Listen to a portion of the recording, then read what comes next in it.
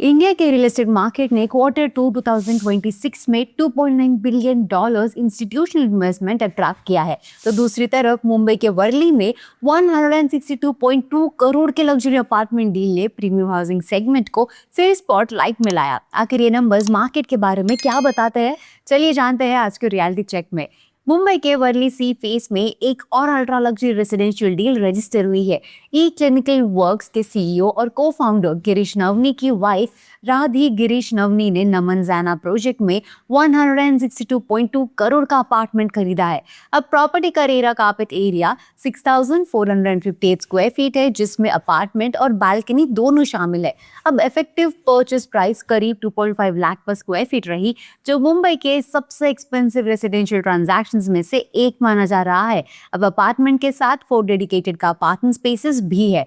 ये ट्रांजैक्शन 3 जुलाई 2026 को रजिस्टर हुआ। इसके लिए लगभग 8.11 करोड़ स्टैंप ड्यूटी भी पे की गई है। अब रजिस्ट्रेशन वुमेन के नाम पर होने की वजह से महाराष्ट्र गवर्नमेंट के पॉलिसी के तहत 1% स्टैंप ड्यूटी कंसेशन भी मिला है।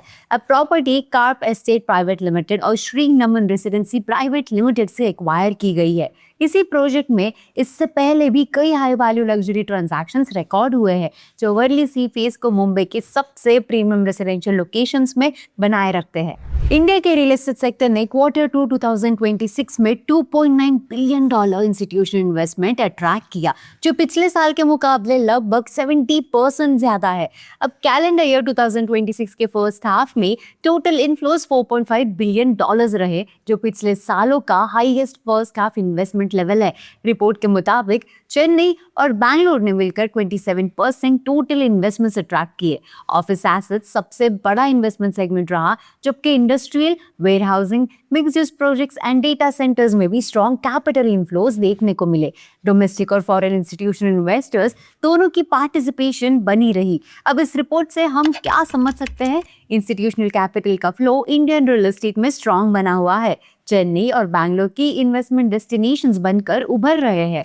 ऑफिस सेगमेंट इंस्टीट्यूशनल इन्वेस्टर्स की पहली पसंद बनी हुई है। अल्टरनेटिव एसेट क्लासेस में भी इन्वेस्टमेंट एक्टिविटी बढ़ रही है। अब ये figures Indian real estate market में इंस्टीट्यूशनल कॉन्फिडेंस को रिफ्लेक्ट करते हैं।